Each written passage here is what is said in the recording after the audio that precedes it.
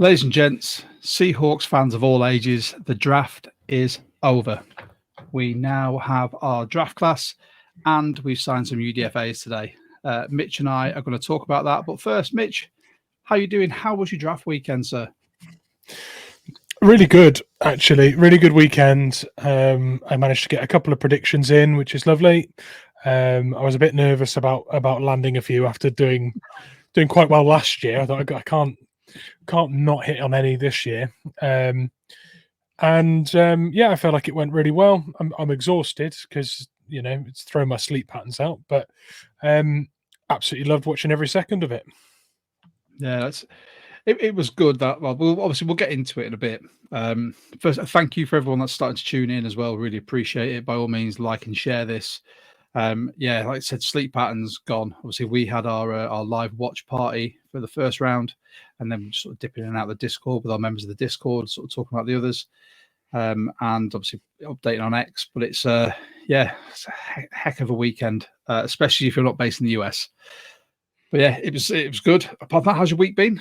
Apart from draft, or is it all draft? Yeah, good. I mean, it's just this week just becomes all about the draft, doesn't it?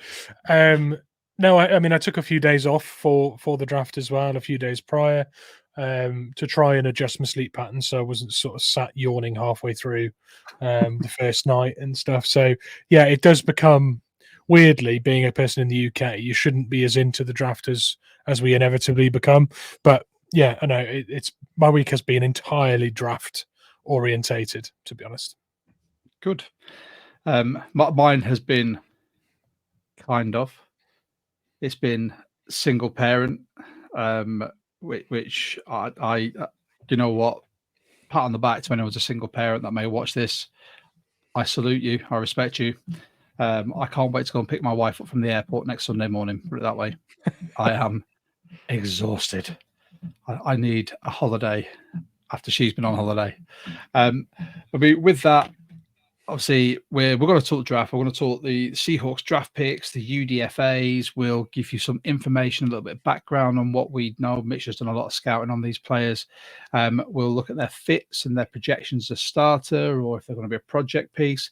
We'll look at the UDFAs that are starting to come in as well. I'm pretty sure we've signed all of our UDFAs now.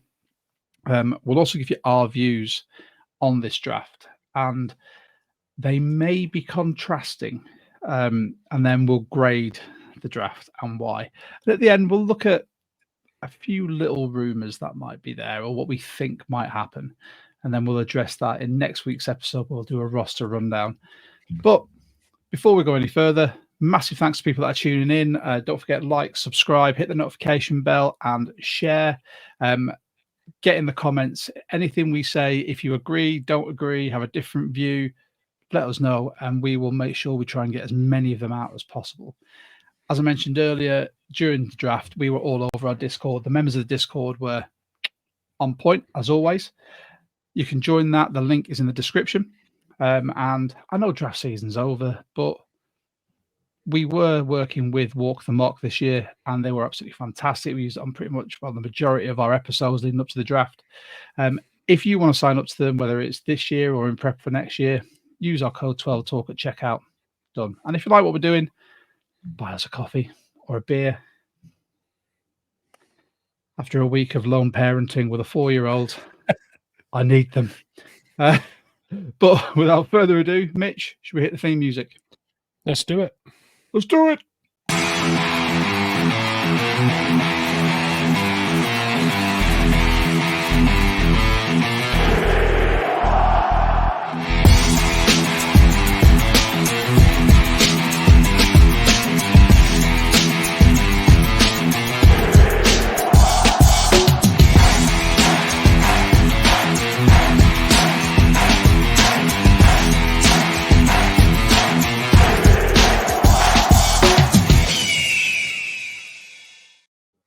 There we go.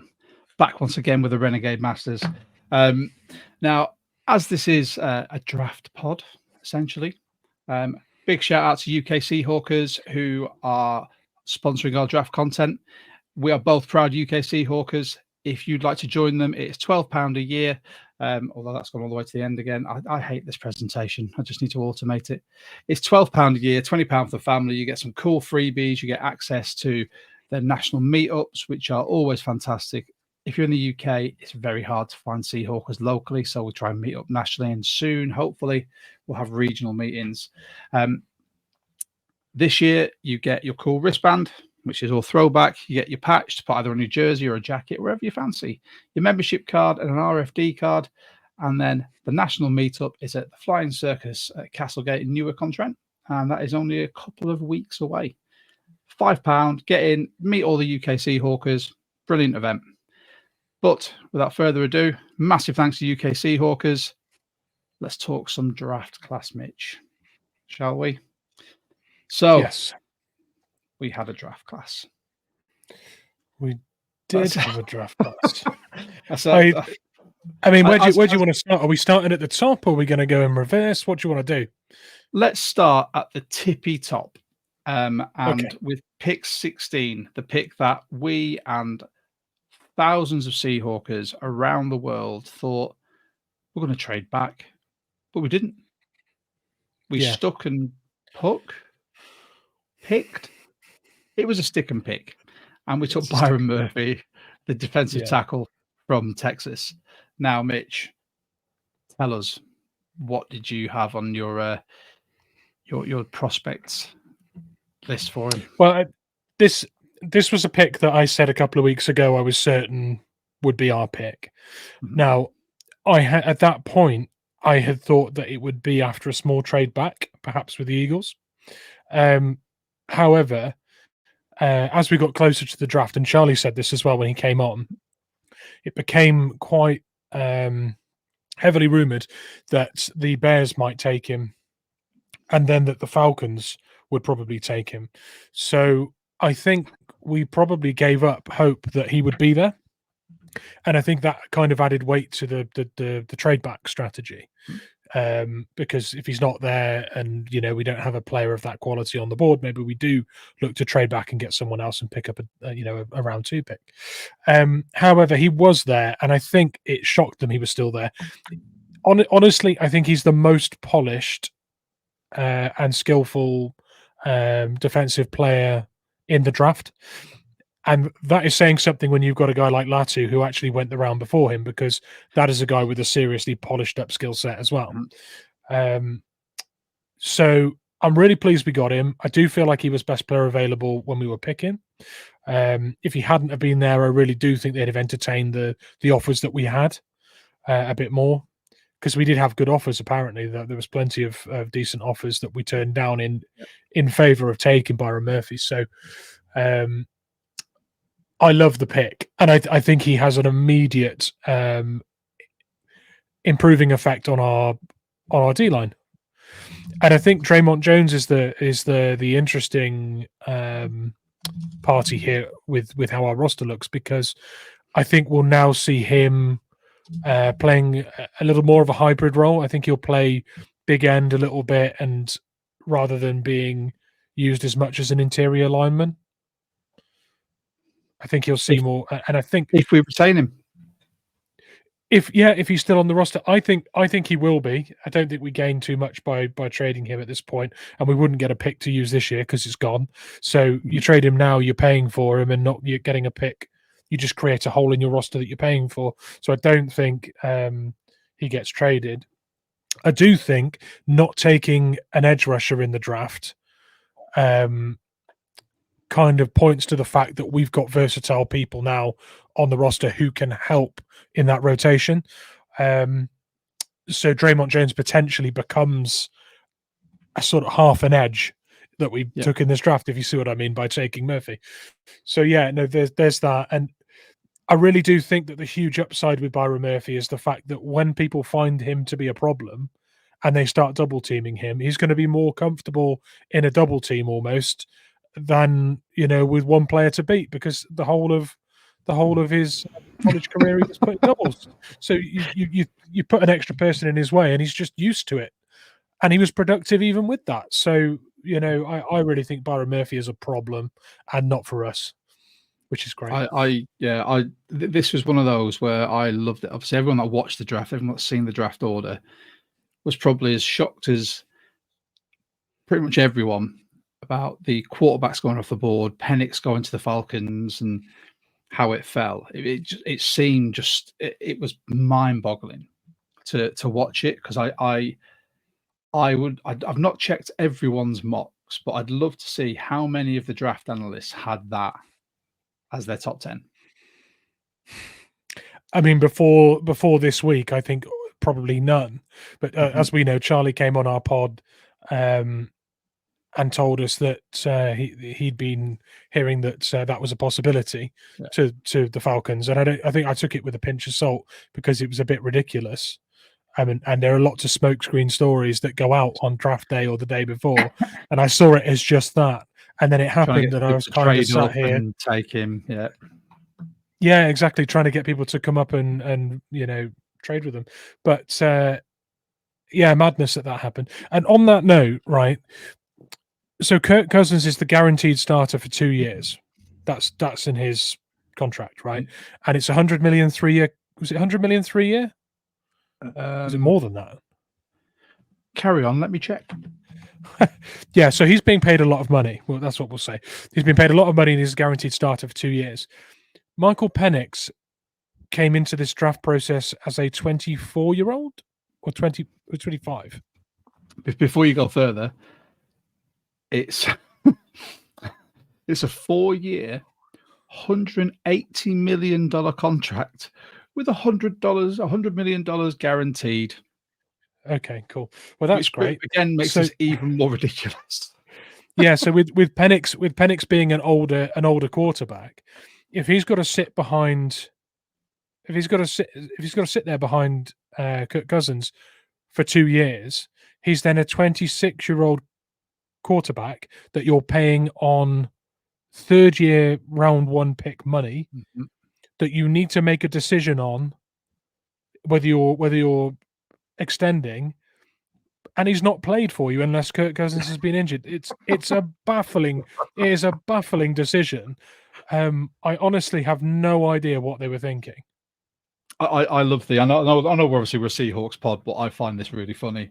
I loved the video clip of their GM desperately doing what I call an ace. It was an arse covering exercise, trying to explain to the owner why they'd done it, and all the gesticulation, all the hand movements, everything else was like, oh no, we've done it this because with this, and obviously in a few years, like that owner must be raging. He must be saying to him, I have just paid Kirk Cousins 100 million guaranteed, 180, if he sticks out the length of the contract, and you just drafted a quarterback in the first round in the top 10 who's going to be on top 10 money, who's going to be a backup for 2 years. The only thing I can think is they look at Kirk Cousins as older quarterback, could be a bit Mr. Glass, and they need someone that'll be able to step in and do a job properly for him.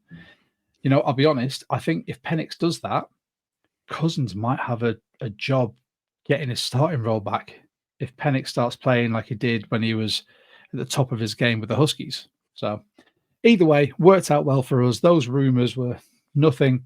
We got an absolute stud defensive tackle to go along with, like I said, Draymond, who can now move on to pseudo edge. We've got Reed, who had a resurgence last year, and we've got Big Cat, Leonard Williams, who, if Murphy's going to be learning from those two veterans, that is a heck of a position to be in. And again, if they're double teaming Murphy, that's how they're going to leave Reed or Big Cat with one man to beat. And as we saw last year, Reed relishes that. So, yeah, 100%. And don't forget that Mike Mack is going to be putting 7 or 8 players on the line of scrimmage each time. If you immediately assign 2 people to just one of those players, imagine if he's not even rushing on that play. You know how Mike Mack drops DTs back into the hook to cover tight end, tight ends on crossing routes and stuff. Well, imagine if you assign a center and a guard to blocking Murphy, and he tags you and then backs off into coverage, and the 6 remaining players that are at the line of scrimmage are rushing against 3 linemen, not 5.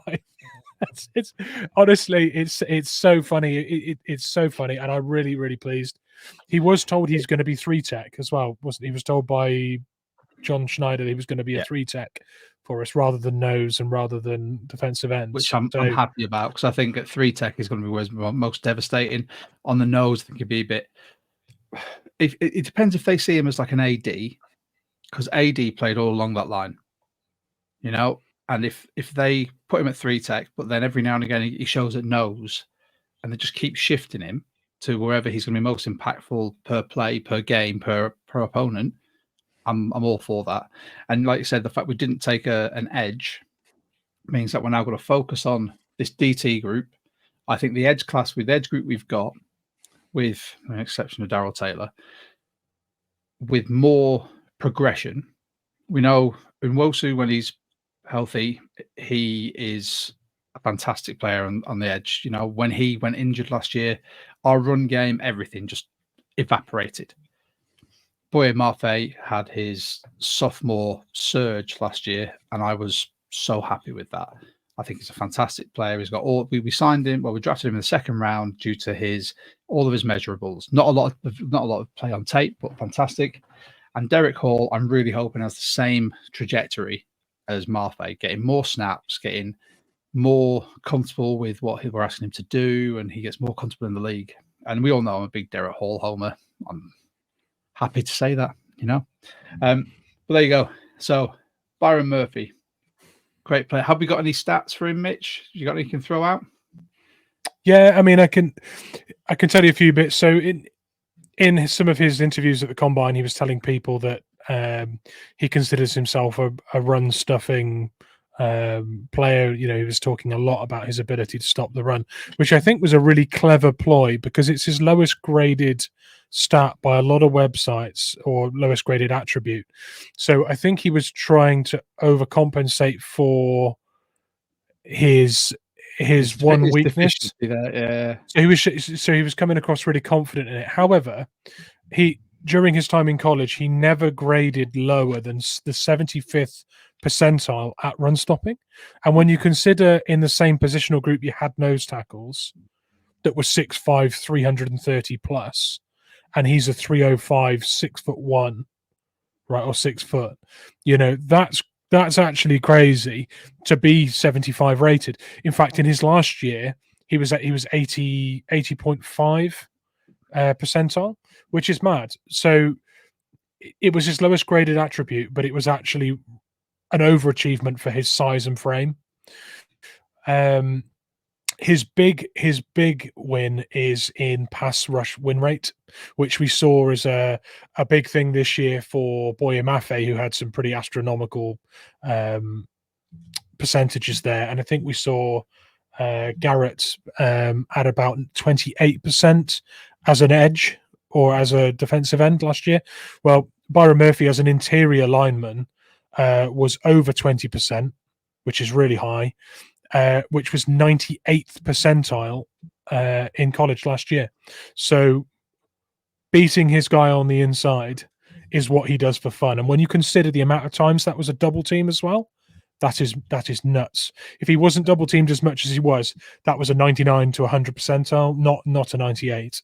So that's, yeah, just crazy. Also, he's 21, by the way. Yeah, and we said this on previous pods. So some of the players that we've been looking at, if you get them really young, much like him, by the time he finishes his rookie contract, and obviously we'll discuss the ones that we missed that we were really high on, he's going to be 25, with obviously his 5th year option, then 26. Now that is perfect. If you're going to blood someone and give him that much experience in the league, because he'll end up being the incumbent defensive tackle. If the trajectory is what we all predict, then he will be commanding big money and he will be a priority to re-sign every year, which is exactly what we want, because Reed has got 1 year left in his contract. And then we signed Williams. Was it 2-year? Williams was 3, and then 3. Jonathan Hankins was 1 as well. There you go. So Yeah. he's going to end up, after this season, he will be an incumbent starter. So just very quickly, just a big shout out to Jonas from the German Seahawkers talking about the Penix pick. It was his spill the coffee moment in the draft. It was for us as well. I had no idea what was happening. We were on our live, and I was going, "What? What?" And I'm pretty sure most of the Falcons fans, as you've probably seen the videos, said the exact same thing. And William, don't worry, the UDFA edge from Houston, we will get to very soon. Right. So that was pick 16. We then had to wait all the way to the 3rd round for pick 81. We took guard Christian Haynes out of UConn. Yes, we did. Now Haynes, I'm just going to have my moment in the sun here. Haynes was one of the guards that I mocked to us very early in my mock drafts, just because I loved his measurables, and after watching some of his college tape, I really liked it. But then, as Mitch and I did more sort of investigation, we thought there were others that we could have / should have taken. And yeah, we ended up with Christian Haynes, who has said that he used to watch Geno Smith videos as sort of a hype video for himself, which I found really weird. Geno Smith in West Virginia getting a guard hyped up. Same again as well. Byron Murphy is a Seahawks fan and was throughout his youth. Now, I don't know how much of that is trying to get the fan base on board, or he actually was. If he is, signing 12s. That's every 12's dream who plays football. But yeah, Mitch, Christian Haynes, what is your opinion? Yeah. Before we go too far past what you've just said there about them, both of those prospects being Seahawks fans, I think we're actually in a bit of a sweet spot where the Legion of Boom was a set distance away, in that there were a lot of players now coming out of the draft process who were young when the Legion of Boom were in their prime. And a lot of these guys coming out of college will have watched a lot of the Seahawks during the Legion of Boom days. So I do think whether people say, because neither of them said, "Oh, I'm a massive 12," or I've been to games, or they're not local guys. So there's a pinch of salt there. But I do think that they definitely will have watched a lot of the Legion of Boom. And when a unit are that elite and they are a sort of generational defense or a generational offense, players young people that play the game will fixate on them, whether they're from that place or not, and watch a lot of their games. So I got the impression that they're not necessarily fans in the traditional sense, but they were big fans of the Legion of Boom. Do you see what I mean? That's the take I got. Do you know what I liked about Murphy? He name dropped Doug Baldwin. He was going through all of these players that were synonymous with the Legion of Boom, then Russ, and he spoke about Beast Mode. Then he spoke about Doug Baldwin. Now, fair play. That was one of those where I went, oh, maybe he was actually a fan to appreciate Doug. Yeah, Christian Haynes name dropped Jermaine Kearse as well. He did. And I thought at the time, that's not the first one that rolls off the tongue. So there must be, he's either done a lot of research in a short period of time, or that was a genuine comment. So yeah, no, I like you. I picked that out. But about Haynes, the prospect, a lot of people had, including PFF, had Christian Haynes as the number 1 ranked guard. And when you look at players like Cooper Beebe, that's quite a thing to state, because there were people taken ahead of him that people were higher on. However, a lot of them had dual position versatility. You got players like is it Frazier out of West Virginia? Frazier, yeah, and you had Jackson Powers Johnson and Graham Barton. You had players like that had more stock because they had positional versatility. Christian Haynes is right. I mean, essentially, he's a right guard. He's more specific than just a guard. He is a right guard. And I don't mean he's a can of deodorant. He is He is a right-sided guard in the NFL. God, So there will be some swap over needed in order for him to move into that left guard position that I think he's being primed for. But yeah, he was very highly rated in that regard as a positional specific talent. He allowed 1 sack in 4 years and 40 pressures in that time. That's really good. It's really good. and it was those measurables that put him in onto my draft board really early on. So I looked at that and I thought that they're phenomenal numbers. No, you can't get past that. No, absolutely. PFF had him as the 53rd best prospect as well. So not only was he projected as a second round pick, he was a 53rd rated prospect. And also consider the fact that he was rated as a second round pick in a year when there were so many offensive linemen that were first round graded. So he was projected to sit in the middle of the second round in a year that had twice as many offensive tackles and guards and centers in that space. So in any other year, is he a late first rounder? Maybe his age lets him down because he's an older prospect, but yeah, I still think 6 years, wasn't he? He did 6 years in UConn. So he's got a master's in sports management or something. I can't remember what it was exactly, but I thought, oh, okay. Yeah, he did that, and also there was the COVID year, which he sat out in UConn as well. So yeah, those are contributing factors, but probably the most maybe him and BB are the most NFL ready guards, and we needed one to be. No, I'm happy with it. My only, I don't want to say apprehension because it's a great pickup. You know, they had him down as a second round pick, and we picked him up in the third. But then I look at sort of the players that went after him, and obviously we were really high on like Zach Zinter, Dominic Pooney. Then you had the host of sort of like your linebackers. You had like Liafu, Tyron Hopper as well. You know, there was just so many other players. Peyton Wilson. And obviously we'll discuss this when we talk about our thoughts on this draft. But yeah, it's just I can see why they did it based on his grading and where you could pick him up. It'd be hard to pass up on him, but still, I think yeah. Anyway, let's get past that one. First of all, fourth round picks at pick 118, we took linebacker Trice Knight from UTEP, who we had in for a visit. Yeah, Tyrese Knight's a nice one. I understand. There's a few Trices in this draft class, that way. Tyrese Knight is an interesting one.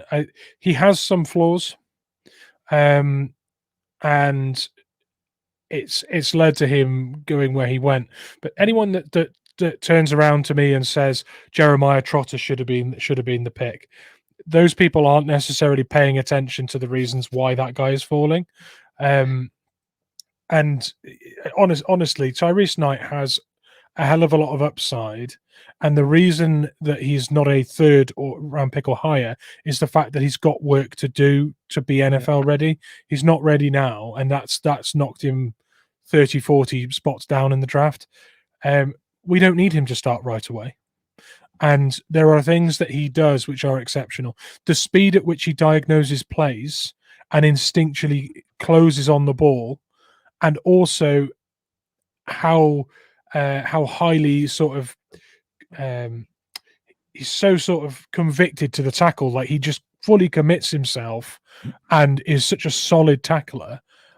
I love the fact that he shuts plays down so quickly and reads things so quickly. And I think Mike Mack said this when they were talking about the pick. They said he said he loves his eyes, which wasn't like a compliment about his complexion. It was about the fact that he was so dreamy on his visit. Yeah, he complimented how good his eyes were, and that's so key for linebackers, especially off-ball linebackers. They need discipline with that, and so good at that. So solid tackler, makes really good reads.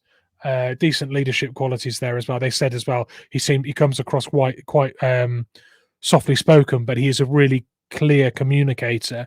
And I think that was really interesting as well, because if you put an off-ball linebacker in there for 4 years with a 4th round pick, you're expecting him to play. And if you're expecting him to play, he is in prime position to wear the green dot. So the fact they mentioned the communication was quite clear. Those things we don't necessarily see too much when we're looking at a list of linebackers. There may be leadership concerns there, and you maybe don't want to put an off-ball linebacker in the middle starting all the time who isn't suitable for it. So, yeah, that's my take on the Tyrese Knight. I see it very much as a project piece. I mean, Jonas again has chimed in to say that he got some people wondering, but he's raw. If there's a coach who can mold him, it's Mike Mack. And as a sports coach myself, if I see someone with those raw traits, like the and instincts, speed, processing speed, the instincts, the fact that he's so quick downhill to his tackle, I'm going to look at that and go, there are refinement points. But if I can take what he excels at now, gradually keep building that up, but then take his deficiencies and bring them up to a level within a year, he's not going to start this year. We all should know that. So everyone listening or watching, he won't start this year. He might get a couple of snaps. He'll be a lot of special teams, but he won't start. He will be a pet project for Mike Mack, who is John Schneider said, the quarterback whisperer. I thought the linebacker whisperer, and he is. If you've got someone like that with a raw talent that you can then mold and teach your scheme and how you want it to play, that is perfect. So I'm all over that. He wasn't on my board, but he wasn't high on my board. I had him sort of like the eighth or ninth. I'll have to get back up. 8th or 9th linebacker there. At one point, I had Jeremiah Trotter above him. But I can see why they. I think a lot of people did. He was the only first-round graded linebacker for a long time, Jeremiah Trotter. So he was. Just very quickly, because Williams asked this question. He's asked a couple of questions now. I just want to get to it. So, moving away from the Seahawks to the 40 Winers, picking up the Florida wide receiver Ricky Pearsall in the first round. You know what? They seem to just be hedging their bets on fullbacks for Ayuk and Deebo Samuel at this point. He made that one outstanding catch. You know, that's one of the best catches I've seen in college football. To be able to take that one-handed whilst taking the contact and come down with it, fantastic. I don't think he's worth a first-round grade. He's not worth first-round money. That's my personal opinion. I agree with exactly that, but I think they just saw a scheme fit or a comparison to what they've got. And I think with the rumor mill with Ayuk or Deebo and which one are they keeping, they've kind of hedged a little bit by saying we have understudies ready so that we don't have to change anything about what we do as long as we've got these guys in the room. So they've reached by 15 to 20 spots on Pearsall for me. Yeah. However, if they didn't get him, anyone else they got would not be the like-for-like player that they were hoping for. So I think they've avoided that. They've skipped that risk. It does mean for me that they've wasted a first-round pick massively. But I mean, I'll be quoted on that at some point by a 49er fan, I'm sure. But I feel like they've wasted that pick because of the reach. But then we're also possibly guilty of that on day 3 with a few things that we'll get to. So we're not completely innocent on that front for similar reasons potentially as well. Yeah. Should we go to our? Let's start powering through these.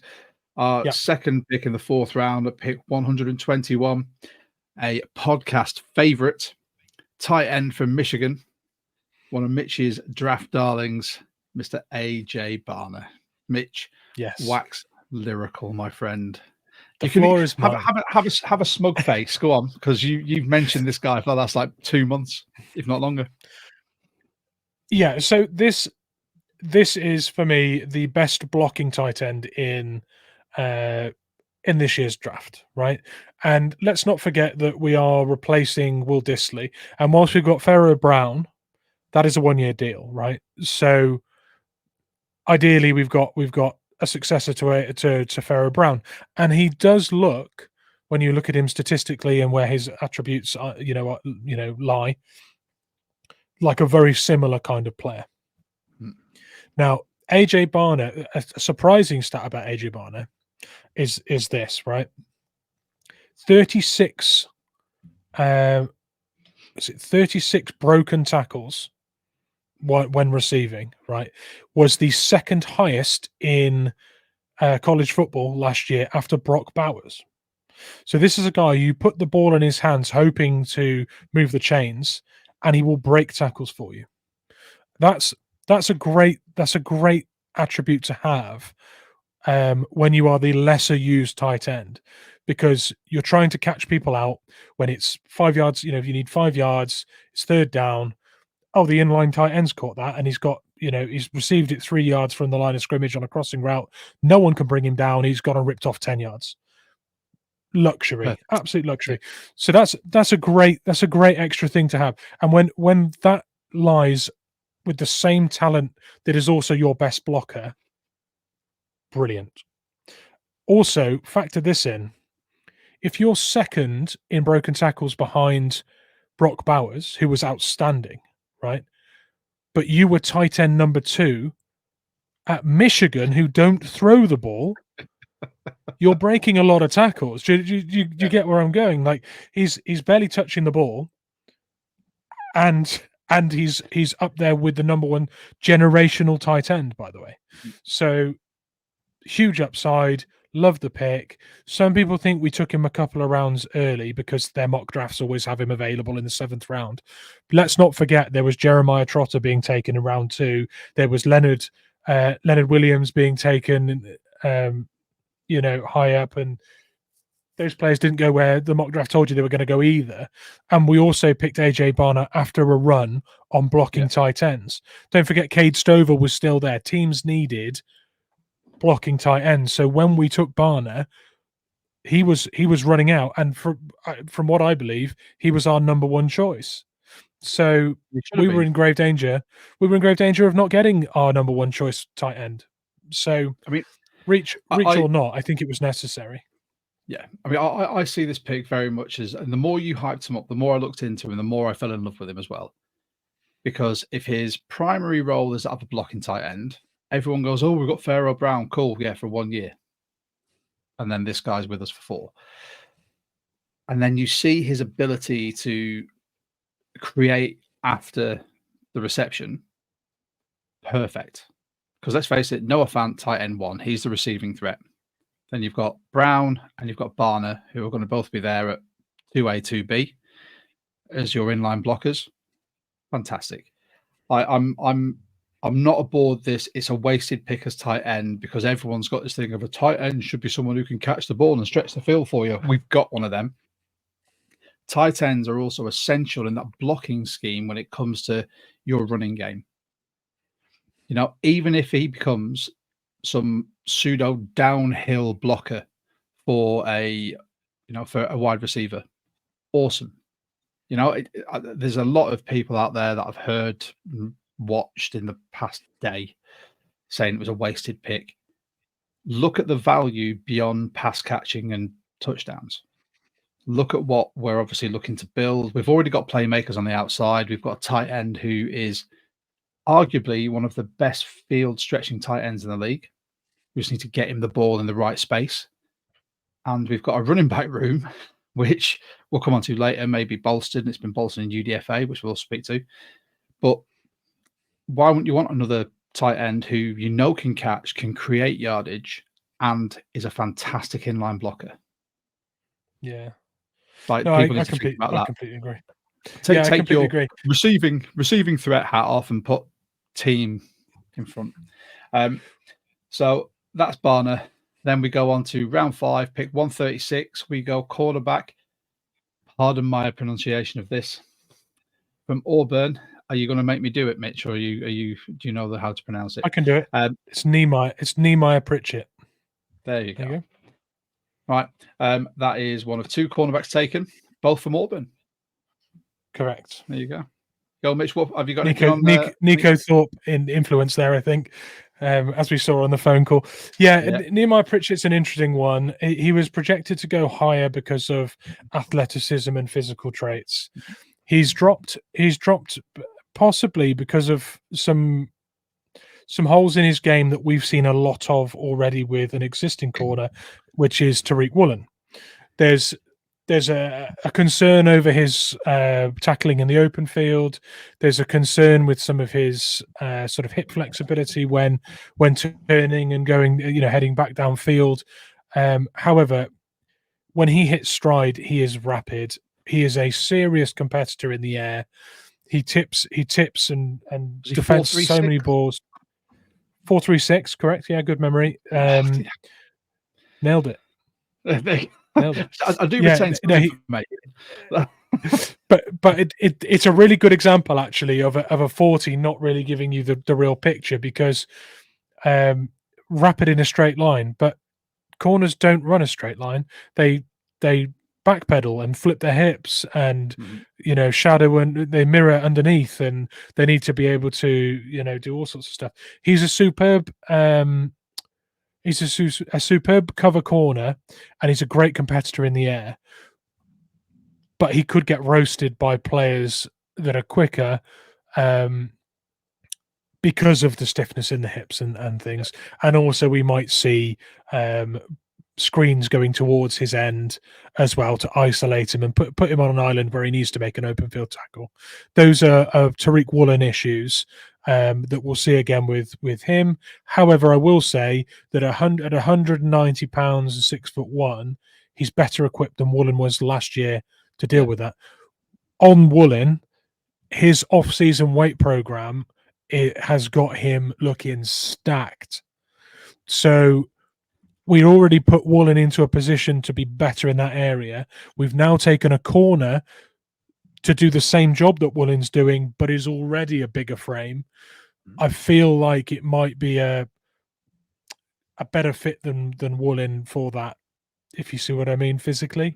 I see what you mean. So, yeah. I won't dwell on, because obviously we've got a conversation to have after this about the draft strategy anyway. Then if we go to round 6, so we have 3 picks in round 6. Pick 179. It's down as tackle, but depending on where you go, is either a tackle or a guard. It's Satoa Lamea. Yeah, Satoa Lamea. Yeah, is another one that we had in our mocks? Correct. Yeah, we did. We took him in a mock. We took him over a different sort of hybrid tackle guard prospect who I can't remember who it was, but that was one we'd taken a lot. So Tawa Lamea was a guy that I wanted to take in at least one mock, because I felt like that versatile lineman late on might be needed if we didn't get someone like Fatanu at the top. So Tawa Lamea is a really fierce competitor. When you listen to the phone call between Grubb and Huff and Satawa Lamea, it becomes really obvious that they had targeted this pick. They spoke about the fact that they had to play against him for Utah when they were coaching Washington, and they had to really sort of make plans for getting around him, or dealing with him, because he was such an impactful piece. And they obviously know offensive linemen really well. Obviously, it's their job. But they picked him out. They picked him out as a standout, right? And there are some flaws in his game, and there will be things he needs to polish up. But he's not going to be relied upon to start. And he's a guy that they've already looked at and gone, I want that. Get that in our offensive line room. They can't wait to start working with him. And the funny thing was as well, when they spoke to him on the phone, they'd spoken before at games. Yeah. They had they coached him before as well? No. So Huff said it's the chance for him to work with him, because they passed over recruiting him out of high school because they were trying to recruit him as a D tackle, but he wanted to play offensive line. So they tried to recruit him as a D tackle, and that's where he went, no thanks. So that's where he went to college on the O-line, and now it's serendipitous. It all comes round. It's I'm this is one of those late round tackle guard hybrids that I'm actually happy with. Having watched his film, like I said, he's got some flaws. I think he needs to work on his foot placement and his movement there. He's a big old guy. I think the hands could be a bit quicker. They're quite violent, but I don't think they're quick enough at times. But yeah, I'm happy with this one. Late round. We'll buzz through the next two. Another cornerback from Auburn at pick 192. We got DJ James, who's someone I mocked higher. So I'm happy with this in the 6th. There's huge value here. He's moved all around the back end. He's played free safety, nickel, and perimeter. So whilst we haven't gone out and got a safety, and I don't think they're going to put him in. Don't read that as Mitch said. DJ James is. Yeah, Mitch definitely did not say that he's going to be a safety in the NFL. A 5'11" frame and his weight, I think he's 170. No, thank you. But he is experienced playing multiple positions in that defense. So if you are a coach that is going to scramble the look and put people in different positions, that is a guy you can work with. You can put him anywhere and he's not going to feel like he's massively out of position. That works. He's fantastic. He's fantastic ball hawking. Makes lots of athletic PDs and really throws himself around. He's going to be fantastic to watch, by the way. He's going to be superb to watch. Looking forward to watching him. Like him over Pritchett. Pritchett, I can understand why we took him first, but James, what I really enjoyed was, first of all, you could put him in the nickel, which is going to free Witherspoon out to be out on the outside, but then vice versa. You can move them around. It's just a fantastic little chess piece. So I'm quite happy with that one where it is. Should we get on to the last one? And this is one that we spoke up on, and one of our followers on X spoke up about this as well. Mitch dropped this fella's name into the last pod. About 20 minutes in, did you say? 20 minutes into our Sleepers in Seattle. Oh, that's the one, the Sleepers in Seattle. So not the last pod before. Go check it out and you can validate all of this. At pick 207, and I remember this because I made a joke about his college. Tackle from Finley, Michael Gerald. Yeah, Mitch, hit our viewers and listeners with some facts. Yeah, so Michael Gerald's a really fun one, right? He's playing Division II football at the University of Findlay, right? And I think he's a 2-star, or no, he was a 1-star prospect, I think, coming out of recruit. And he was told he was really low. He had a really low ranking because of his weight and the position he wanted to play. And he was told by Findlay, or the University of Findlay, that if he went there and played tackle for them, they would get him to the NFL, which is an amazing thing to claim for a Division II team. For a Division II, they weren't. However, after his first year in college, he put on the weight. He played the position. They coached him for the position they told him he could do. He was immediately getting offers to transfer to Division I, top college programs. So he said this week after he was drafted that he had turned down those opportunities to transfer because more than anything, he wanted to see the words University of Findlay on the NFL screen, all over the screens, on people's televisions. He wanted to put the word out there. So he stayed loyal to a school that had put faith in him. That word as well has been something that has resonated throughout pretty much every single one of our interviews. Yeah, for sure. It's rife all over Twitter. Whenever you read any articles now on him, you'll see that come up a lot. It's fantastic. But the thing that really saved him, he was a no-star recruit as well, by the way. Was he no-star? There you go. Big fat zero. Okay. Zero. Yeah. The thing that really saved him was his athletic testing at Ohio's Pro Day. He had I think it was a 98th percentile 40-yard dash. Yeah. And usually when a lineman gets a really high percentile dash or split, it's because they're an undersized prospect. You'll see like a 6'1" guard that's like 300 pounds. You can see a clear reason why the guy has run that time. But you look at Gerald and he's sort of 6'5", 320. Big old boy. Yeah, he's a big size. He's a big size, and he was putting up, and it wasn't just that. It was in fact, it was all of his testing. I think there was only one or two things that he was slightly lower on, but it was an outstanding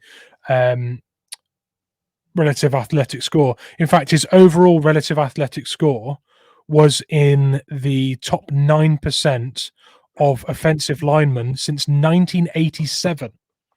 He was in the top 9%. It's mad. And those things are, if you've got that athleticism and you've got those mentals and the loyalty and the right mindset, coaches they're happy to work with that in round 6. Do you know what I mean? If he had a transfer 2 years ago and gone to a SEC team or Big Ten or any one of those teams, we're looking at a second round, third round guy. Although he would have had 2 years of coaching in a fantastic system.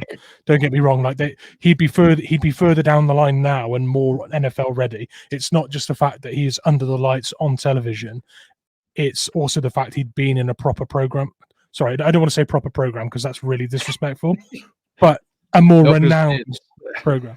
I mean, for me, it was, yeah. God, how dare you?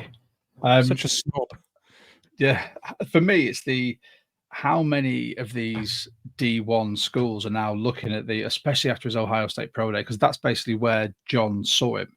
Because he even made a joke. He was like, "Oh, I didn't get the chance to go to Findlay and scout," as I don't think anyone did. For me, this is one of those. This is a very Seahawky story. Yes. D2 school, completely overlooked, but the guy has just put numbers up. And you look at the raw material that you can shine into a diamond, hopefully at some point. And if it doesn't work out, he's a 6th round pick. It doesn't matter. This is one of those where, pulled on my heartstrings a little bit. Quite liked it. He's not going to start. We all know this, but if he can work with Huff for a few years, if we keep Huff on, perfect. And we can make him into a decent swing tackle or someone that just sticks around on the roster, because he's obviously Stone Forsythe. This is last year of his rookie deal and he hasn't showed enough to be retained.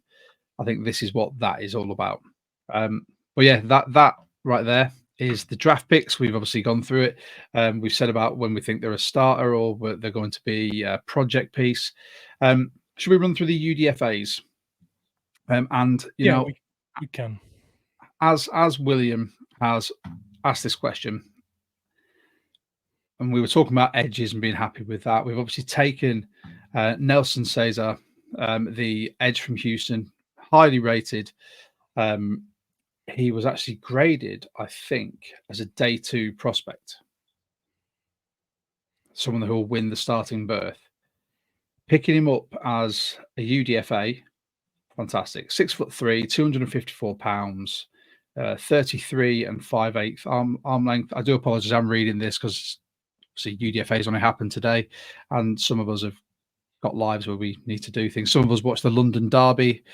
Some of us take our 4-year-old daughter to the cinema for the first time and regret that decision. But team captain last year, all Big 12 third team. The strengths as per the Draft Network: versatile in alignment, natural athleticism, quick first step, high motor. Concerns: pass rush counter moves, IQ diagnosing run plays. Now, William, just to talk about him there. Now, I'll try to do a bit more film sort of research on him, but just looking at the concerns, for me, that screams Darrell Taylor. Yeah, but That is I will say bringing his in a practice production's squad. very good though. His Hmm. production's very good. I think he had 8.5 sacks and over 10 TFLs last year from memory. So possibly, I need to double check it, but I mean, I'm going off the top of my head. I haven't got it in front of me, but I know there's production there.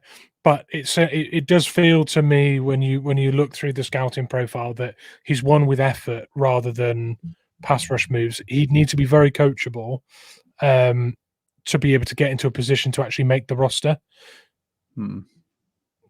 So again, it's just depth, practice. Go against these young tackles that we've drafted and see what you do. Not excited. UDFAs, it's very rare I'll get excited or overhype a UDFA. I know, obviously, with us being a UK-based pod, we don't have allegiances to colleges. We don't have all the access. We can watch it, but we don't get to see some of these players in their minutiae. It's very rare I get hyped about a UDFA. Last year, I got hyped about Jay Bobo because I saw him play at UCLA, and I thought he could do a job in the NFL. Why has no one drafted him? But yeah, it's a wait and see for me on that one. So hopefully that answers your question, William. We'll try and get more stats out and we'll try and get something on it, but it's not exciting for me at all. When it comes to edge, I want to see, especially in the scheme we're going to be playing, the things I don't want to see are questions about IQ and diagnosing run plays. Because we've already got one of them. So yeah, it's a younger Darrell Taylor. Cool. We took as well a running back out of Boise State. We took George Holani. Holani, yeah. Yeah, so 5'10", 208 pounds. I mean, another depth piece. Obviously, we'll talk about what we feel may happen with running backs later. But yeah, what have you got, Mitch? Anything on him? Really productive with yards. I mean, he's multi-thousand yard running seasons. So he's a productive guy. I mean, we've just lost Brian Koback off the squad because he's retired, obviously. But he was another guy who had years and years of highly productive college, production. So we've replaced like for like in some respects. 7 touchdowns last year, pretty good. Missed half the season as well, didn't he? With a lower half the year. Yeah. That's it, and he had 10 touchdowns the season prior. So there is consistent production there, and also an upward trend with that production. So he was an improving prospect. We had actually had him mocked to us in a number of mocks that I'd seen with a 7th round pick, and I did want to mention the fact that we gave up a 7th round pick in our trade back with the Broncos, and a guy that was rumored to be a 7th round pick target, Holani, we ended up getting in UDFA anyway. So value with a capital V worked really well. Yeah. There you go. Next up, we had someone that we actually discussed in our last mock, who we could have taken in the 7th or the 6th, but we decided to stop and wait because we thought he was going to be UDFA. Lo and behold, the small Seahawks podcast from Britain was right. Jack Westover, tight end from Washington Huskies. So yeah he's we said someone like Westover would be a fantastic piece for Grubb to bring in to teach the rest of this offense. When you think about tight end being so close to the line, knowing what he needs to do, whether it's inline blocking or running out into the flats or across the field, perfect to bring him. He's obviously from Bellevue, Washington as well, which is perfect. He's not had to move pretty much his whole life. But yeah, bring him in as UDFA. I think that's fantastic value. That's the opposite to AJ Barner. Yeah, but Mitch, I know you've got some bits. Yeah, I mean, just to mention that he'd received about 75 receptions in 2 years from Michael Penix, and he'd made about 800 yards out of that. So he is averaging 10 yards of reception. He had an extremely good quarterback at the college level throwing to him. I think a lot of people look at him as a receiving tight end without a huge amount of run blocking prowess, and we got that with Farrah Brown, and we've got that with Ejibana now, and we've then got a receiving tight end and a backup. He may not even make the roster. I think Tyler Mabry is a guy that has been with us a long time and may well make the cut rather than a UDFA. Yeah, but a serviceable tight end piece. We predicted it might happen. We got him at a good price. Happy days. I'll take it. I mean, the biggest slight people had on him were things like he's not the stereotypical size for an NFL tight end. Fine, you can't argue with those metrics. And the one thing I've literally looking at the NFL prospect rundown on him, schemed into easy releases and simple catches at Washington. Good. He's a tight end. Not everyone is a Travis Kelce, who you can run these weird and wonderful like route concepts with. Tight ends just need to get out quick into the flat, receive the ball, and if they can make yak, perfect. I don't get why that's a slight on him anyway. But yeah, I'll take it. Hometown boy coming to the hometown NFL team. There's a lot of sentiment there, and I think with Grubb, he'll know what he's getting and know how to utilize him the best. This is where we said about Mabry. He's been with us for so long, but he's not really done a lot. He's just obviously a good locker room guy. The fact that he was with us for so long with Pete Carroll and that system probably prolonged his life on the practice squad. Whereas now he's got to come in and he's starting at the exact same level with the scheme as everyone else who's either there or is joining. He's got to learn it. Someone like Jack Westover could have the upper hand there because he knows the scheme. He knows Grubb. He knows how to talk to Grubb. He knows what the signals may be. He knows how to work it. So that'll be an interesting battle when it comes to training camp. We've then got another linebacker, someone from Wyoming, Easton Gibbs. So he's 6 foot, 232 pounds. I'll be honest, this man was not even on my radar. No idea. Neither mine. I'm not going to pretend to know something. Nothing from me on this one. I'd love for him to be a surprise with the state of our linebacker group. But I mean, if you're looking at Lance Erline, he's said from his strengths, he's stacked up impressive tackle numbers over 3 straight years. He scrapes with pads square at the line of scrimmage, perfect. Willing to step into gaps, so he's good for run blocking or run defense. Adequate change of pace, which obviously when you say adequate, that means it's not exceptional, but it'll do, which means he'll get gassed by speedy running backs and wide receivers and tight ends. Closes out space. But then again, weaknesses, and this seems to be a consistent weakness. Diagnosis and track of the ball is highly erratic, lacks athleticism. It's that unless our coaching team is that good, we're picking up these players with these great traits, good numbers, but there seems to be that concentration lapse or the IQ. So that's one to watch. We said we needed more linebacker help. If we've got someone in UDFA who we think we might be able to work with, practice squad player. See how he goes. And then we picked up another tackle, Garrett Greenfield from South Dakota State, 6'6", 311 pounds. Yes, highly rated guy. Actually, he for some people had a 5th or 6th round grade, and there are people that look at the Michael Jarrell pick and think that a guy like that could have been a better pickup. But you've got very different things there. You've got a guy who's got a lot of tape and against a higher caliber of opponent, and then you've got a guy who's got all of the intangibles and the athleticism, and it's just a case of finding out what his level is and can he mix it at the next level. That there's a lot less work to do with Michael Jarrell than there is, I would say, with someone like him. However, we've hedged our bets there a little bit, because if it turns out that Gerald can't, mix it at the caliber required, we've got a guy that can step in and we can take another shot with. So I feel like we've hedged our bets a bit there.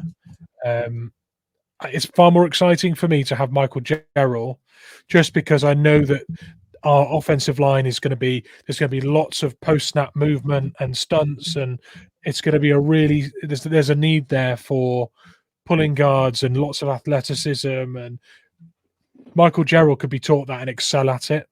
Mm-hmm. And then you put other 6th, 7th graded linemen in there and ask them to do that. They've never done that. They don't have the physical makeup to do that.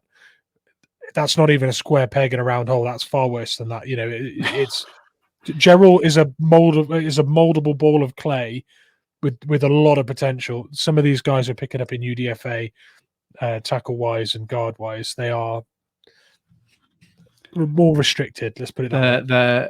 They're checkers pieces on a chessboard. A little bit, and that doesn't mean to say that I'm already writing him off.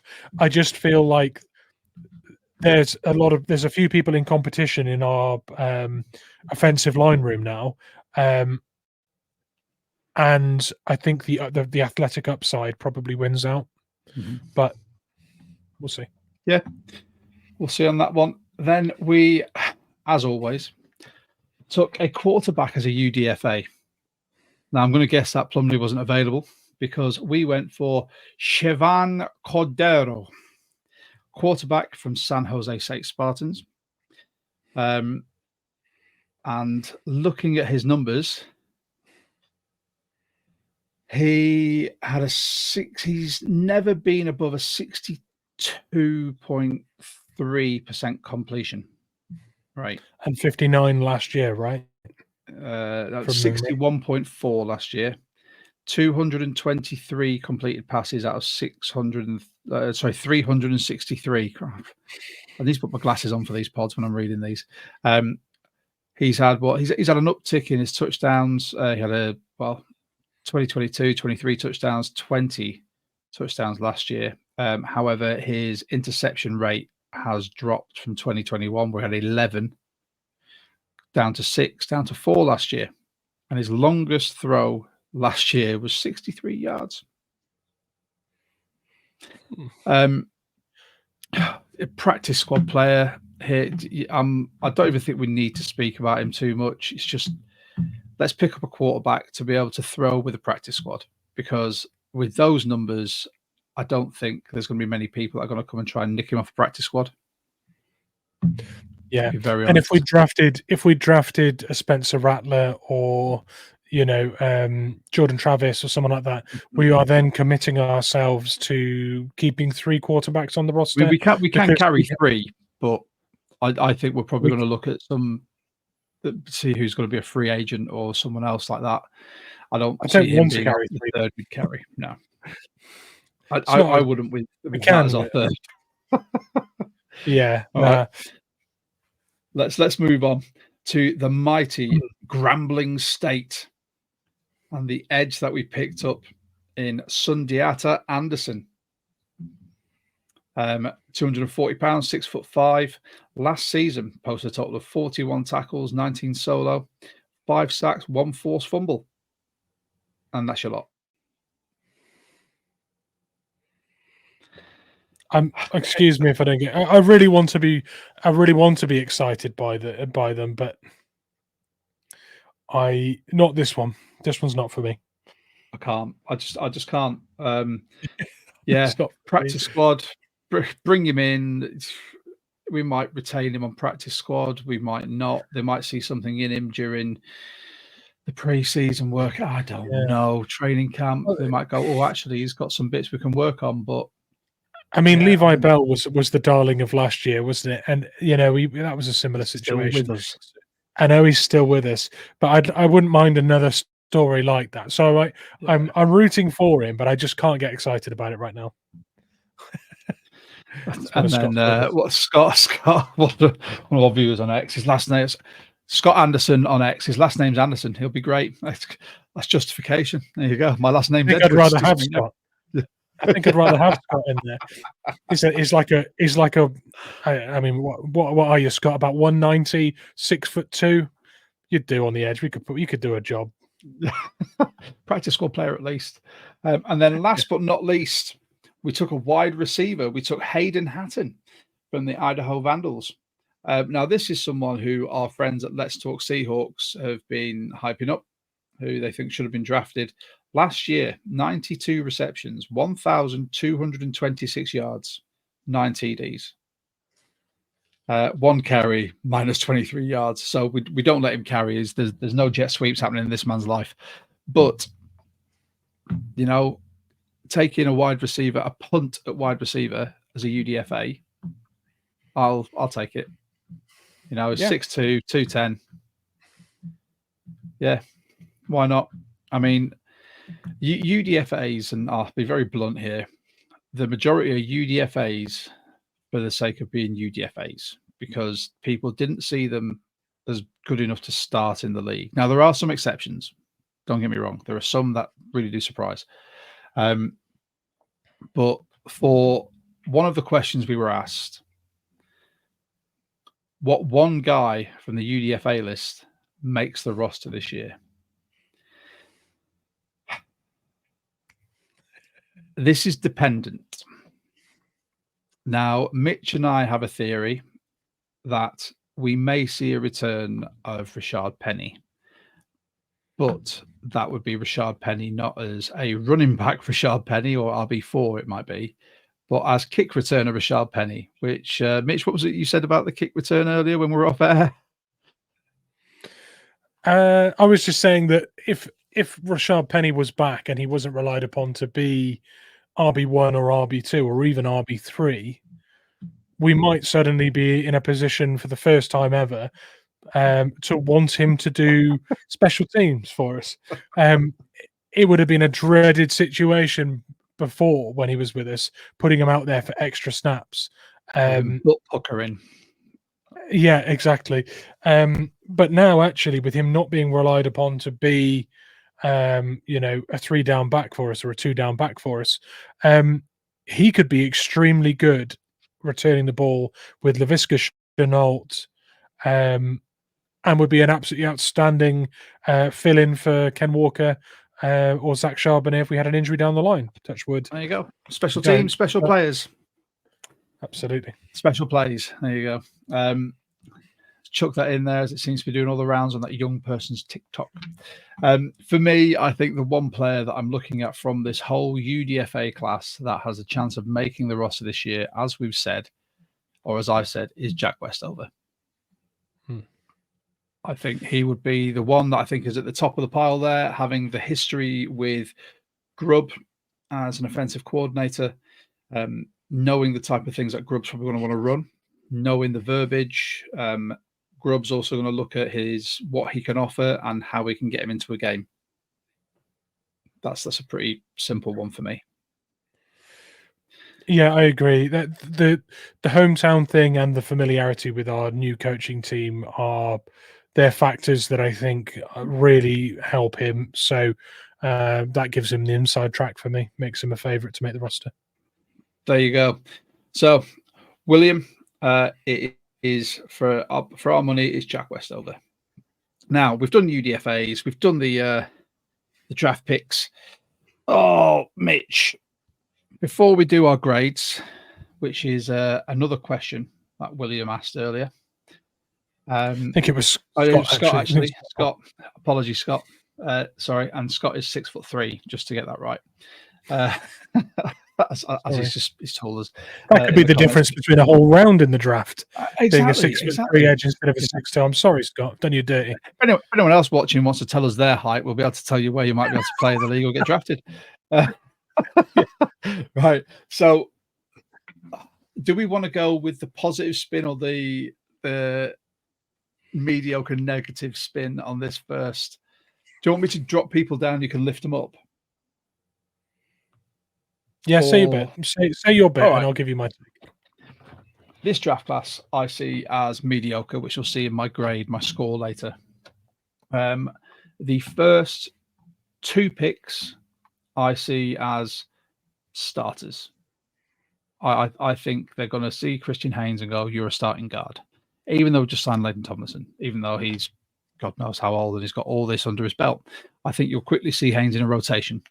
Byron Murphy will be heavy in a rotation. I think we're relying on him quite a bit. Tyrese Knight, project piece.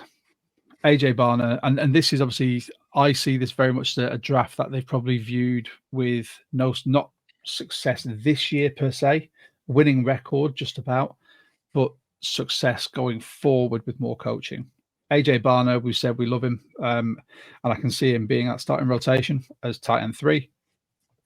The cornerbacks, yeah, James, he can slot in anywhere in that backfield, which is great for disguises. Pritchett, Tariq Woolen 2.0, suspect tackling. So I sincerely hope the Seahawks at some point bring on a tackling specialist as a coach, because it's something that's plagued us for years and has had my hairline receding at more of an elevated rate. Lemaya, I really like that as a late round pickup, and Gerald, great story, could do bits, could not, late round flyer. This draft, I think they missed on so many players and so much potential by taking the players they took when they took them. We've been crying out for the fact that who's going to be our next starting linebacker, inside linebacker, who's a leader, who is going to who's going to elevate this team. Byron Murphy will elevate this team. I'm happy we didn't trade back with that, because I think that's a fantastic pickup. But I think we've missed out on players in later rounds. I think we've overlooked players by trying to be too smart. I think, unless there's a greater plan, obviously I'm not a GM. From a coaching point of view, if I see someone with the intangibles that I can coach up, awesome. But this, after round 1, I don't think, with the exception of AJ Barner and me messaging Mitch going, "Called that one, mate," I didn't jump off my seat for anyone. Haynes, I can completely understand it with where he was projected and how good he can be, how good he's rated. But I didn't jump off my seat for anyone else. I didn't see a late round flyer that I went, "Oh, that's a great pickup in the late round." But then again, I'm not the stats and figures guy on this pod. That falls to this man. And I've pointed the right way this time, haven't I, Mitch? Yeah, you've done all right. Yes. Getting used to it. Right. There you go. Just point away from my mic. That's all it is. I'll give my grade once Mitch has said his bit, because he might be able to convince me otherwise, but I doubt it. I expected more. I got less, and there you go. That's my opinion. Chastise me all you want. Twitter, YouTube, Facebook. Don't care. That's my personal opinion on this. I think we could have done better. We've picked up some decent players, but I think there's other positions of need that we should have focused on as well to try and round out this roster. Okay. So I'll put myself on mute so you can carry on with this. Go. There's a lot to unpack. First of all, I think it's strategic taking 2 corners. I've thought about it a lot, and I actually think that this is a very strategic move. There is going to be some spots on this roster that need to be chopped in order to get us under the effective cap, and also to change the makeup of those positional groups so that we have players on the roster into the future that don't need extending or, need to be paid. Mike Jackson is one. Artie Burns is another. So they are players without guarantees that can be chopped for a sum total of $3 million, right?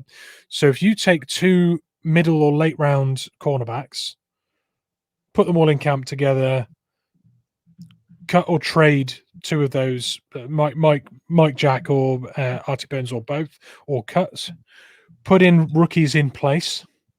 All of a sudden, then you've got 3 or 4 corners on the roster who you don't need to worry about extending for the next 2 years. You'll have Woolen, you'll have Witherspoon, you'll have Pritchett, and you'll have James. 4 cornerbacks on the roster. You've freed up that money.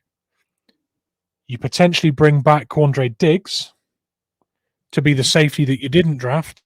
I was going to mention that later, but yeah. Sorry, I've ruined it. You ruined the surprise now. Bring, that's a big finish gone. Yeah. I just feel like if you do it that way, you can pick 2 cornerbacks that you think are a fit for the system you're building. They don't have to start year 1 so you can coach them, which, let's face it, Mike Mack is itching to get into coaching. Every interview I watched, he just seemed to want to do the coaching thing. Oh yeah, he hates the calls. He hates the calls and hates the press. Like that. That was evident. Every single call, it was like, "Yep, yeah. Who you with? You excited? Yeah, cool. Are you with your family? Yeah, well, yeah. You go enjoy that hand on someone else." He's for me, Mike Mack's all business. He's all coaching, all wanting to win. So I'm fine with that. And can I just say, before you go further, God damn you if you're out of box thinking, Mitch, because there's me acting on emotion and impulse, and you're there thinking about the holistic view. Yeah, sorry. Go on, make me look like a fool even more. No, I just think that you've added lifeblood into the cornerback room. You potentially have players. There's not many positions on this roster now where you can go, there's 3 or 4 million we can cut there. There's 2 million. There's not. There is in the cornerback room. But if you're to do that, and then you spend that money on a safety, who are you bringing in on a veteran minimum when you've just removed 2 guys that are in the system already on the veteran minimum? That it doesn't work. So you have to replace those with scheme fit, low cost rookies. I'm sorry if that makes too much sense, but I feel like that was the move. I hate you at times. I love you, but I hate you at times. I really do. I think a lot of people who have moaned about our draft strategy and what we've done have looked at it and gone, have we traded back, got extra picks and taken 2 corners when we have too many corners? That for me then screams we're revamping that room. And that's such a weird thing to say because it's one of the rooms we were most content with, but we were most content with that room with temporary fixes filling it up. And I'll tell you another room that we are content with now that is full of short-term fixes. Are you ready? The offensive line room. Now you could look at it and go, okay, we've taken Michael Jarrell, we've just taken Satawa Lamea, and we've also taken Haynes, right? All of a sudden now you're looking at that room going, well, we've just signed these free agents. We're going to have to cut them again. Do you know what I mean? Like that again makes no sense. The fan base go into meltdown. But what Huff and Grubb said to the offensive lineman was, we want you to come in and compete, right? Which is such a Pete Carroll thing to say. But they've loaded that room with talent and experience and intangibles and athleticism, and they've just put 10 bears in one small space and told them to fight it out. And that is when was the last time we had any competitive, like we've had a starting offensive line and Stone Forsyth and Haynes, not the new Haynes, the old Haynes, and there's not been any competition for those positions. So that's really refreshing that we've overloaded on offensive line, get that right for when we're competing in 2 years' time. Refresh the cornerback room, so we've got those guys. So we've got a fresh room of young corners that aren't yet at veteran contract yet, ready for 2 years' time when we're competing. I honestly I don't have a problem with it because I can see the direction. There are players I'd rather have taken because we mocked them to our team and we watched all the highlights and the time had gone into the tape and we thought about it and we strategized where we could take them and we haven't. And now we look a little silly because of that. But just maybe they're playing 4D chess with the way they're restructuring some of these rooms on our roster. Well done for dropping in a Star Trek reference there as well. You're welcome. I completely see what you're saying. I really do, and I understand that. And obviously, if Quandre comes back on vet minimum, he should be happy with that because we've just paid him a fortune to get him off that massive contract anyway. And he's still quite vocal on Twitter saying, "Oh, hopefully my agent's going to get his butt in gear and make some calls." If he's still in Seattle, then the first call they're going to make is, right, do you want Q back in a leadership role to help with your safety room now as well? And they'll be like, vet minimum? Cool, let me speak to him. And he'll probably go, love that place. Let's see what Mike Mack's doing. And yes. Because the fact he's not been picked up yet, unless there are teams out there that go, we missed that safety that we wanted to get in the draft, let's call Quandre. Or if you're really desperate, Jamal. The fact that you've highlighted that and the cap situation is something that I'm acutely aware of at the moment. It makes sense. It really does. And we've said that this isn't so for everyone watching, thank you again for tuning in. Make sure you subscribe and whatnot, or don't. It's up to you. Free world. I think that with the cap situation, with where we're going, and this is not going to be a win now scenario. So everyone needs to get that out of their head. It's not win now. It's a brand new coach, brand new scheme, brand new system, taking down photo walls of legends and replacing them with, video walls because, God forbid, 2024, it's a total new start. It's new brush sweeps clean. We still got the same players, but they're going to be asked to do something completely different, and there'll be a bedding in period. There will be people cut that we may not expect to clear, but by what Mitch has said, taking these players and backfilling these positions with cheap late round picks that within a year or two will be able to start and know the system. I know this as a coach as well. That's the worst thing. Every team I've ever taken over as a coach or a manager, I know it doesn't fall into place straight away. There's a bedding in period. And in professional sports, it takes at least a year. If you're bringing in new systems, you've made complete sense. But with that, I don't care. I'm going to give this a draft grade of, are we going A to Z or are we going 1 to 10? Because Scott asked 1 to 10. On a scale of 1 to 10, how do you rate this draft? The draft in a whole, that first round, I'm rating a mind-boggling 4 because I had no idea about some of those players going where they went. Seahawks, Mitch has talked me up from a 5. It's now 5.1. No, it's a 6. I'll give it a 6. Okay. Lack of wow factor in later rounds for me. Okay, I'm grading higher than you, but I'll explain why. If I'm grading day one, it's a 9.5 for me, at least. Oh, yeah. And it could even be a 10. Be a 10. Okay, yep. So that's day one of 3. So that's 33% of my grade is a 10. We only picked one player on day 2, but you have to remember that Leonard Williams is also our second round day pick. 2 pick. So yeah. Leonard Williams, Christian Haynes, that's a 9. So I'm a 9 at this point. I'm a 9.5, right? And then I'm going to grade day 3, and there's how many picks there? 6. 3 of them I like, and I like where we got them because players fell to us, and we got good deals. So that I would say that's Pritchett, James, and Satawa Lamea were players that fell to us, right? So those are fine. Those are probably a 7 out of 10 because we got good value, despite them not being positional needs necessarily. They fell to us. We got good value 7s. Michael Gerald. God damn it. I love the athleticism, but we're taking a shot, so it's a 6 or a 7 for me. So I'm still on a 6, and then the other 2, AJ Barner, I love, so that's a high grade, probably an 8. Actually, no, we'll call 7 because I like the player, and we had to reach up to get him because there was a run on tight ends, so that's lower. But basically, what I'm saying is day 3 ends up being a 6.5 or a 7, but day 1 and 2 were 10s. So I can't go any lower than an 8.5 overall. Sorry. God damn you and your numbers and logic. 8.5 or a B plus for me, and I think PFF said 8.5, said B plus as well. And it's just for those reasons. Your round 1, 2, and 3 need to be impact starters, and we got D-line impactful starter, D-line impactful starter, offensive line impactful starter. They did it. And then the rest of it needs to be shots with upside, depth chart fillers, and good value that falls to you. We did all of that. Sorry, mate.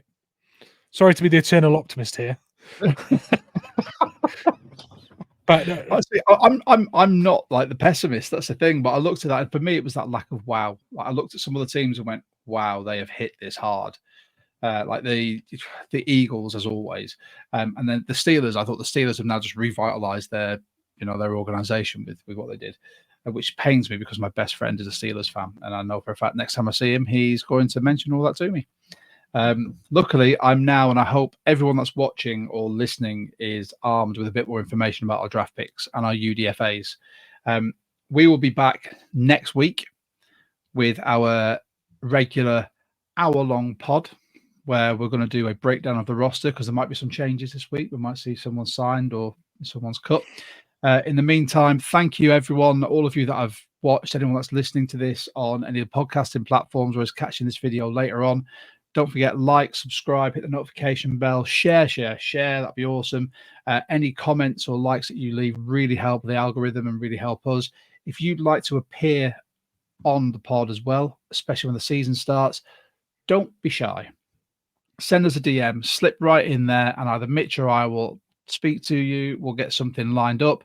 And then if you want to come on, by all means, then tell your friends, tell your mum, your dad, your auntie, your uncle, your cousin. If they're a Seahawks fan, we want to speak to them. We want everyone's point of view on this. And if you don't quite want to get on the pod, but you want to speak to us and the rest of the 12 talkers, join the Discord. It's the pinned post on our X. It'll be on our Facebook group, and it's shared regularly on our Instagram as well. We'd love to have you guys in there because the conversations are they just keep coming. And I find them amazing. Like I said, I dip in and out, and whenever I come in, it's that way, isn't it? It's there. I've got it right as well, haven't I? It's down there. You did. And for anyone that's the first time joining in, I always get the direction right because I think my camera's flipped, so it's that bit there. But yeah, from me, I just want to say a massive thank you. The draft is over. We can look forward to the rest of the season now. Mitch, any final thoughts, my friend? Come on, give us a word of wisdom.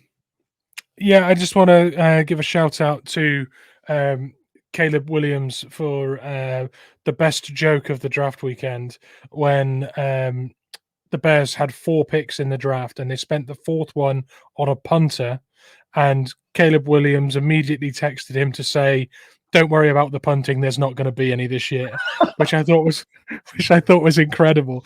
I want to hate him, but sometimes I'm like, you know what, I kind of like great. you. Yeah, no, great banter. So yeah, no, just wanted to end with that little anecdote from Caleb Williams. So, well, there you go. With that, I'm going to say, brother, special player or special teams, special players, special plays. Peace out. Go Hawks. Go Hawks.